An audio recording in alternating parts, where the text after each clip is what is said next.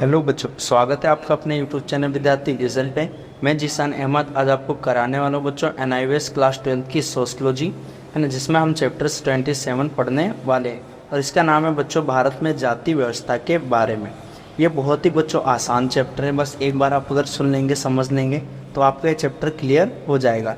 यदि आपसे पूछो बच्चों जाति, तो जाति जो जन्म से मिले और बच्चों मरने के बाद भी ख़त्म ना, उसे हम जाति कहते हैं। जाति कठोर होती है बच्चों, जाति को इंग्लिश में कास्ट कहते हैं और ये पुर्तगाली शब्द कास्टा से आया है, पर इसका मतलब होता है बच्चों विशुद्ध नस्ल, यानी अलग अलग प्रकार के नस्ल होता है। लेकिन कास्ट को बच्चों हम हिंदी में वर्ण भी कहते हैं। वर्ण का शाब्दिक अर्थ बच्चों आपका होता है रंग, और रंग वर्ण कितने बच्चों हमारे 4 हैं। तो इसमें हम जाति, वर्ण और 4 वर्ण कौन कौन से बच्चों? ब्राह्मण के बाद दूसरा क्या आता है? क्षत्रिय, तीसरा वैश्य आता है बच्चों, और चौथा आता है आपका शूद्र। तो ये 4 प्रकार के वर्ण होते हैं। एक आता है बच्चों आपका वर्ण के बाद आता है वर्ग के बारे में। वर्ग भी 4 होते हैं बच्चों। एक होता है उच्च वर्ग बच्चों, एक होता है मध्यम वर्ग, उसके बाद आता है बच्चों निम्न वर्ग, और नेक्स्ट आता है बच्चों आपका कृषक वर्ग। तो वर्ग भी बच्चों 4 प्रकार के होते हैं। तो जाति, वर्ग, वर्ण, इन सभी के बारे में हम पढ़ेंगे जो कि भारत के अंतर्गत पाई जाती है। भारतीय समाज बुनियादी तत्व और विभिन्न पहलुओं को समझने के बाद हम बच्चों सामाजिक संस्थाओं के बारे में समझेंगे, जिसमें आदिम, ग्रामीण और शहरी लोग होते हैं। अब इसकी एक महत्वपूर्ण संस्था बच्चों जाति और उसी जाति का हम उल्लेख करेंगे। इसमें हम जाति के मुख्य लक्षण, जाति और वर्ण, वर्ग में अंतर और जाति और वर्ग में अंतर, इन सभी के बारे में जानेंगे। साथ ही साथ में जाति की अवधारणा, संस्कृतिकरण, पश्चिमीकरण, इन और प्रजाति का उल्लेख करेंगे। जाति की उत्पत्ति बच्चों स्पेन की भाषा कास्टा से हुई है, यानी पुर्तगाली भाषा कास्टा से हुई है, जिसका अर्थ होता है विशुद्ध नस्ल। पुर्तगालियों ने इस शब्द का प्रयोग बच्चों जाति के लिए किया था। जाति शब्द ने में भ्रम पैदा किया गया है। इसका प्रयोग वर्ण और जाति दोनों के लिए किया जाता है। यानी अगर पूछे बच्चों जो कास्टा है, कास्टा का प्रयोग वर्ण के लिए भी किया जाता है और कास्टा का प्रयोग बच्चों जाति के लिए भी किया जाता है। आपको ज्ञात होगा कि लोग 4 जातियों ब्राह्मण, क्षत्रिय, वैश्य और शूद्र का प्रयोग करते हैं, लेकिन ये 4 जातियां बच्चों जातियां ना होकर क्या हैं? वर्ण हैं।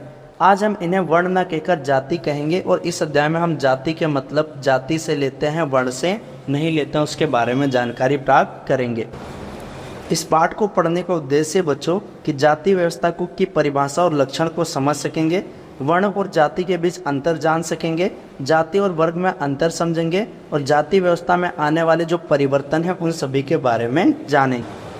आइए बच्चों जाति की परिभाषा जानते हैं। मैंने बताया था जाति जो जन्म से मिले और मरने के बाद भी खत्म ना हो, उसे हम क्या कहते हैं? जाति कहते हैं। तो जाति की परिभाषा बच्चों वंशानुगत और अंतर्वैवाहिक समूह के रूप में की जाती है। इसमें परंपरागत सामान्य नाम होता है, व्यवसाय होता है और अपनी संस्कृति होती है।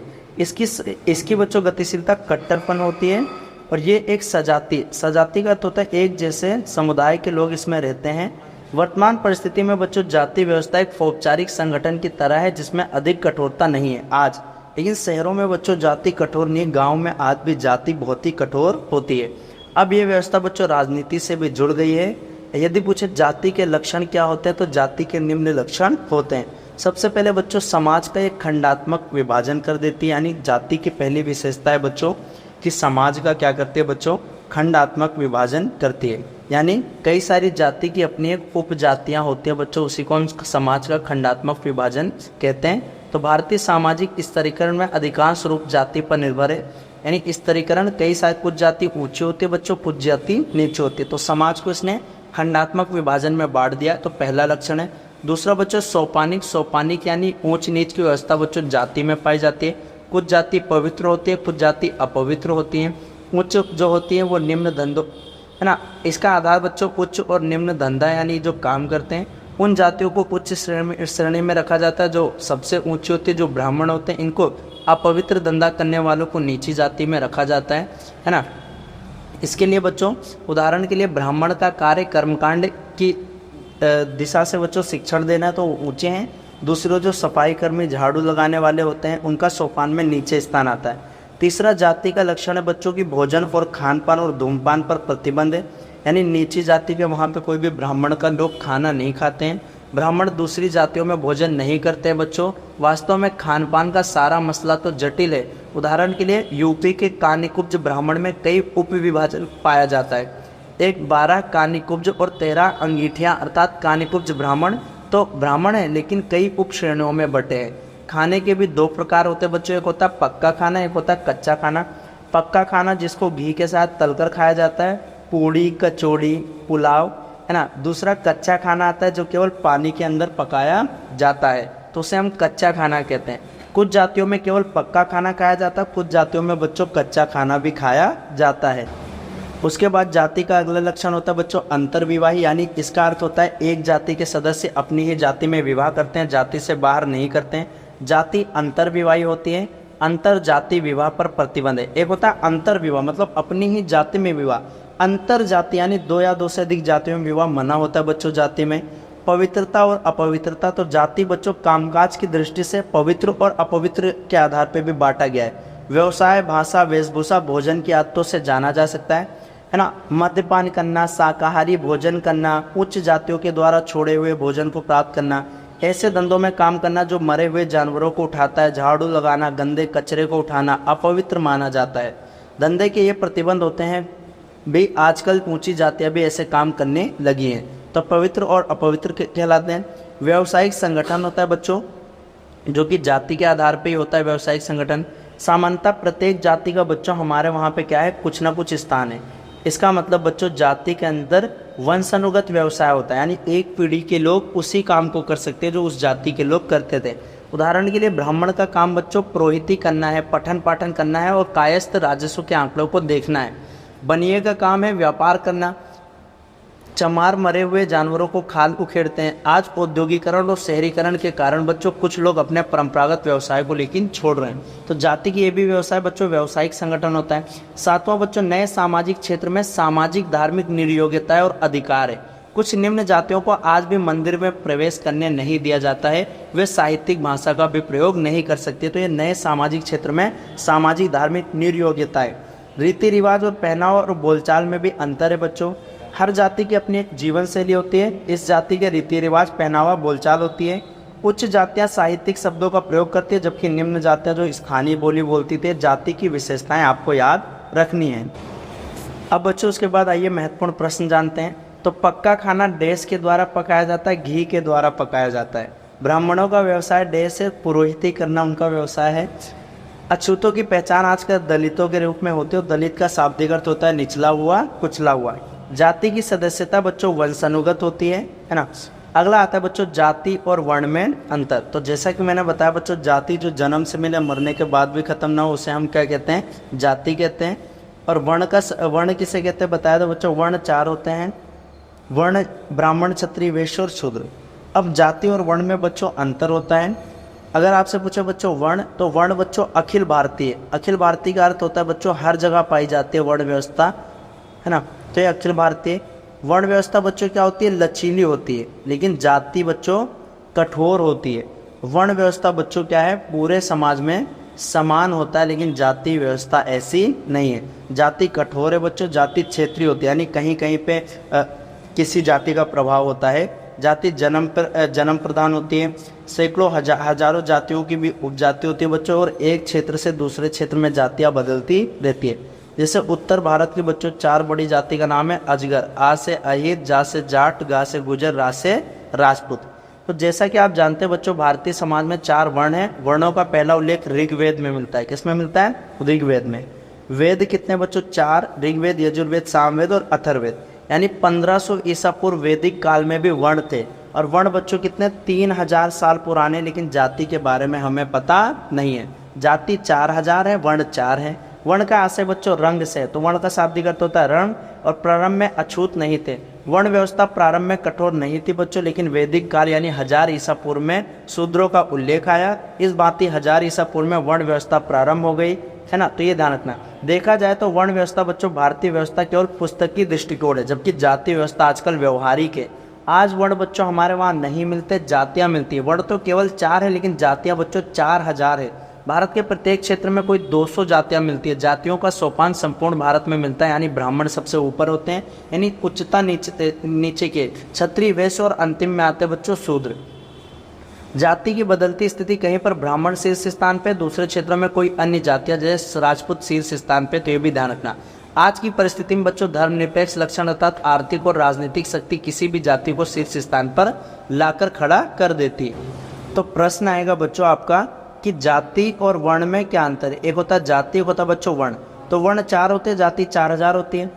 जाति क्षेत्रीय होती है, वर्ण हर जगह पाया जाता है। जाति बच्चों कठोर होती है, वर्ण क्या होती है, लचीली होती है। तो ये ध्यान रखना, ये वर्ण और जाति के बारे में पूछता है। लेकिन इन दोनों को बच्चों इंग्लिश में कास्ट कहते हैं, जो कि पुर्तगाली किससे, कास्टा से आया है, और इसका मतलब होता है बच्चों विशुद्ध नस्ल। और वर्ण का शाब्दिक अर्थ क्या होता है बच्चों, रंग होता है।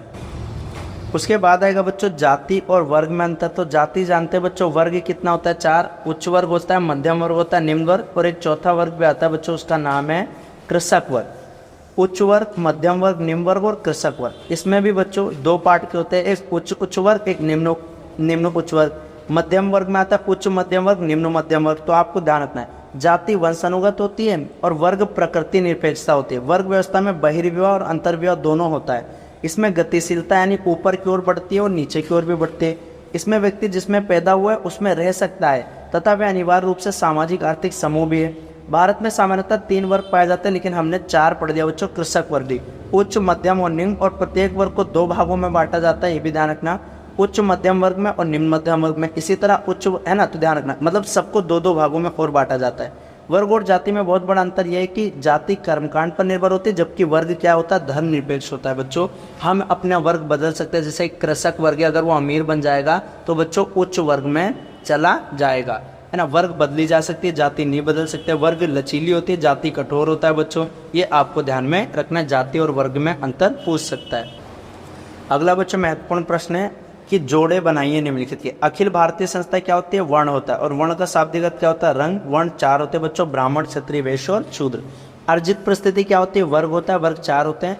अछूत को दलित कहते हैं। 4000 कौन होता है बच्चों, जाति होती है। अब हम जानेंगे बच्चों की जाति व्यवस्था में लगातार परिवर्तन आ रहा है। तो जाति व्यवस्था में सामान्य परिवर्तन पिछली 2 शताब्दियों में आए हैं बच्चों, और ऐसा इसलिए आया क्योंकि अब हमारे वहाँ पे कई सारे परिवर्तन हो रहे हैं। 50 सालों में हुआ है बच्चों। संस्कृतिकरण, पश्चिमीकरण, आधुनिकरण, प्रबल जाति, औद्योगिकरण, नगरीकरण, लोकतंत्र, विकेंद्रीकरण, ये सारे महत्वपूर्ण हैं ऐसे परिवर्तन लाने के लिए। तो इनको बच्चों बिंदुओं में देखा जा सकता है। यदि आपसे पूछे जाति व्यवस्था में परिवर्तन क्यों हो रहा है, तो सबसे पहला वर्ड आता है बच्चों संस्कृतिकरण के बारे में। अगर आपसे पूछे संस्कृतिकरण किसे कहते हैं, जब नीची जाति के लोग बच्चों एक क्षेत्र में रहते हैं लेकिन वो ऊंची जाति के रहन सहन को अपनाने लगते हैं, तो उसे हम संस्कृतिकरण कहते हैं।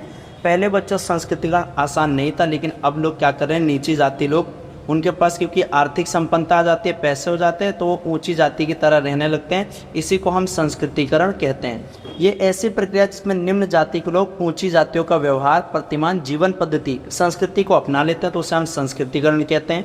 ये शब्द बच्चों M.N. श्रीनिवास ने दिया था, और ये समाज शास्त्री बच्चों भारतीय M.N. श्रीनिवास। लेकिन ऐसा करने के लिए बच्चों कभी कभी अपवित्र व्यवसाय और अपवित्र आदतों जैसे मांसाहार खाना, मद्यपान, ये सब छोड़ना पड़ता था बच्चों। पिछले दिनों ये सांस्कृतिक सुधार करने के अवसर नहीं थे बच्चों, केवल मध्यम वर्ग जातियां ही ये सुधार कर सकती थी। संस्कृतिकरण के लिए एक जाति में कई दशाएं होनी चाहिए। पहली, जातियों में सवर्ण जाति होने की संभावना हो, इस जाति की आर्थिक स्थिति बढ़िया हो जाए, इस जाति के खाते में कुछ ऐसे मिथक होने चाहिए जो उन्हें ऊंचा स्थान दे दे। तो संस्कृतिकरण बच्चों एक लंबी प्रक्रिया होती है, ये अचानक से नहीं होता, इसके लिए काफ़ी टाइम लगता है। जैसे बच्चों आपके उसमें आगरा के जाटों के बारे में बताया कि कैसे पहले वो क्या थे, शूद्र थे, यानी मांस का, खाल का व्यापार करते थे, और बाद में कैसे उन्होंने अपने परिवर्तन किया। संस्कृतिकरण के बाद आता है बच्चों आपका पश्चिमीकरण। तो पश्चिमीकरण क्या है, पश्चिमीकरण का आशय होता है बच्चों पश्चिमी जीवन पद्धति को अपनाना, भाषा, पोशाक और व्यवहार प्रतिमान को कहते हैं। भारत में ब्रिटिश प्रभाव देखने को मिलता है बच्चों, और इसी से पश्चिमीकरण आया। पश्चिमीकरण के कई सारे लक्षण होते हैं बच्चों, विवेकपूर्ण दृष्टिकोण अपनाना, है ना, भौतिक प्रगति में रुचि रखना, भारत में संचार प्रक्रिया आ गई बच्चों, मास मीडिया में विश्वास करना, अंग्रेजी माध्यम से बच्चों को पढ़ाना, उच्च सामाजिक गतिशीलता करना, जाति पहले अपने स्वयं, है ना, उच्च जातियों ने अपने आप पहले स्वयं पश्चिमीकरण किया बच्चों, बाद में निम्न जातियों ने भी पश्चिमीकरण किया है। तो ऊंची जाति पश्चिमीकरण करती थी बच्चों, नीची जाति संस्कृतिकरण की प्रक्रिया को अपनाती थी। उसके बाद आता है बच्चों आधुनिकरण। तो आधुनिकरण ऐसी प्रक्रिया जिसमें भरोसा वैज्ञानिक दृष्टिकोण में आ जाती है। इस प्रक्रिया में विवेकपूर्ण अभिवृत्तियां होती हैं, उच्च सामाजिक गतिशीलता होती है। तो ये आधुनिकरण आ गया था बच्चों, है ना, यानी नई नई संस्थाओं का वो हो गया था, आधुनिक होने लगे थे लोग। उसके बाद आता है बच्चों अगला कॉन्सेप्ट आता है आपका प्रभव जाति। प्रभव जाति या प्रबल जाति। प्रबल जाति का अर्थ होता है बच्चों कि जब एक क्षेत्र में कोई जाति ज़्यादा होती है और प्रभावहीन होती है तो उसे हम प्रबल जाति कहते हैं, यानी इनकी संख्या ज़्यादा होती है बच्चों। तो 20वीं शताब्दी में प्रबल जाति की अवधारणा आई थी, एम एन श्रीनिवास लाए थे। इसके परिणामस्वरूप हमारे सामने आई थी बच्चों जातियां आर्थिक और राजनीतिक दृष्टि से जो प्रभावी होती हैं, यानी उनके पास पैसा भी होता है, वो आर्थिक दृष्टि से प्रभावित होते हैं और वो बच्चों राजनीतिक दृष्टि से भी प्रभावित होती हैं, तो उन्हें प्रबल जाति कहते हैं, है ना। सामान्यतः ये जाति वे हैं जिसके पास अपने क्षेत्र में कृषि भूमि ज़्यादा होती है, आर्थिक दृष्टि से समृद्ध होती हैं, राजनीतिक रूप यानी वोट बैंक की शक्तिशाली होती हैं, इस जाति की जनसंख्या अधिक होती है और ये जाति कर्मकांड की दृष्टि से ऊंची होती है और इन्हें अंग्रेजी लिखना और पढ़ना आता है। साथ ही साथ में ये कृषि के क्षेत्र में अग्रणी है, शारीरिक दृष्टि से बच्चों बाहुबली होते हैं, तो इन्हें हम प्रबल जाति कहते हैं। कई सारी प्रबल जाति बच्चों, जैसे वोकलिंग कहाँ की प्रबल जाति है बच्चों, कर्नाटक की प्रबल जाति कौन सी है, वोकलिंग है। और यूपी की प्रबल जाति बच्चों यादव है। पंजाब हरियाणा की प्रबल जाति बच्चों जाट है। उसके बाद पांचवा बच्चों औद्योगिकरण और नगरीकरण आता है। कि औद्योगिकरण किसे कहते हैं, मशीनों से उत्पादन करने को हम औद्योगिकरण कहते हैं। और जब ऐसा होता है तो लोग गांव से रोजगार की तलाश करने के लिए लोग नगरों में चले जाते हैं। तो इससे भी बच्चों जाति व्यवस्था में महत्वपूर्ण परिवर्तन आया है। प्रजातांत्रिक विकेंद्रीकरण मतलब बच्चों पंचायती राज आ गया हमारे वहाँ, और इससे क्या हुआ, इसने जाति व्यवस्था को बच्चों खत्म करने पे ध्यान दिया था। साथ ही में बच्चों पंचायती राज से बच्चों आरक्षण दिया है और इसने निम्न जातियों को सशक्त बताया। अब जाति और राजनीति बच्चों आज एक जैसी हो गई हैं। जाति का संबंध राजनीति से कोई आज से नहीं है बच्चों, वर्ण व्यवस्था के युग से ही ब्राह्मणों का प्रभाव सामान्यतः बच्चों वोट बैंक की राजनीति बदल देती है। अब जातियों को राजनीति के साथ जोड़कर देखा जा सकता है बच्चों, है ना, ध्यान रखना। और दलित जाति इसका एक मुख्य प्रमाण है। जहाँ दलित प्रभावशाली हैं वहाँ विभिन्न राज्यों में दलितों ने क्या किया है, धड़बंदी हो गई है। और साथ ही साथ में नीची जाति के लोग भी बच्चों अपनी सरकार बनाने फिर में सफल हो गए, जैसे यूपी हो गया। उसके बाद आता है बच्चों जाति और अर्थव्यवस्था के बारे में। तो परंपरागत रूप से ये कहा जाता है कि विशेष प्रकार के आर्थिक क्षेत्र में जाति व्यवस्था भारतीय समाज के लिए उपयुक्त थी। ये और कुछ ना होकर जजमानी व्यवस्था थी। यह व्यवस्था परंपरागत थी बच्चों। जजमानी व्यवस्था में जो सेवा देने वाली जातियाँ थी वो कमीन थी, यानी कमीन का मतलब होता है जो सेवा देती थी। और जजमानी व्यवस्था किसे कहते हैं, जब नीचे जाति के लोग बड़े जाति की सेवा करते थे उसे हम जजमानी व्यवस्था कहते थे बच्चों। कमीन के पास धंधों की विशेष कुशलता थी और इसे देने के बदले में जजमान उन्हें कमीनों को अनाज या नगद पैसा दे दिया करते थे। इस तरह से जाति व्यवस्था में कई सारे परिवर्तन आए बच्चों। शहरी क्षेत्रों में लोग जातियों के मानदंडों को नहीं मानते हैं। जाति के क्षेत्र में यदि कोई महत्वपूर्ण तथ्य बदलने में रह गया है तो वह है अंतर्वैवाहिकी, यानी आज भी लोग क्या हैं, अपनी ही जाति में विवाह करते हैं। आज भी जातियां अंतर्विवाही समूह हैं। ये भी देखने में आया कि अब अंतर जातीय विवाह अंतर्विवाही होने लगे हैं। तो ये बात आपको ध्यान में रखना है। तो कुल मिलाकर ये बच्चों जाति के बारे में था। आइए बच्चों महत्वपूर्ण प्रश्न के बारे में जानते हैं। तो संस्कृतिकरण ऐसी प्रक्रिया है जिसमें निम्न जाति ऊंची जाति के रहन सहन को अपनाती है। पश्चिमीकरण से तात्पर्य है कि देश मूल्यों को अपनाना, पाश्चात्य मूल्यों को अपनाना।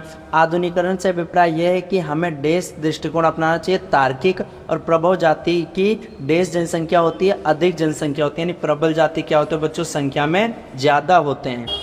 उसके बाद बच्चों ये इसके महत्वपूर्ण इंपॉर्टेंट प्रश्न है जो आपके एग्जाम में आएंगे। वर्ण और जाति में क्या अंतर है, जाति और वर्ग में क्या अंतर है, संस्कृतिकरण किसे कहते हैं, प्रभव जाति के लक्षण लिखिए। ये चारों बच्चों मैंने अपने इस वीडियो में डिटेल से मैंने समझा दिया है। अगर आपने इसको देखा होगा सही से तो समझ में आया होगा। मिलेंगे जल्दी नेक्स्ट वीडियो में। अगर वीडियो आपको पसंद आए बच्चों सब्सक्राइब कीजिए, वीडियो अच्छा लगा तो लाइक कीजिए और कमेंट कर अपने डाउट पूछ सकते हैं। मिलेंगे नेक्स्ट वीडियो में, तब तक के लिए जय हिंद बच्चों।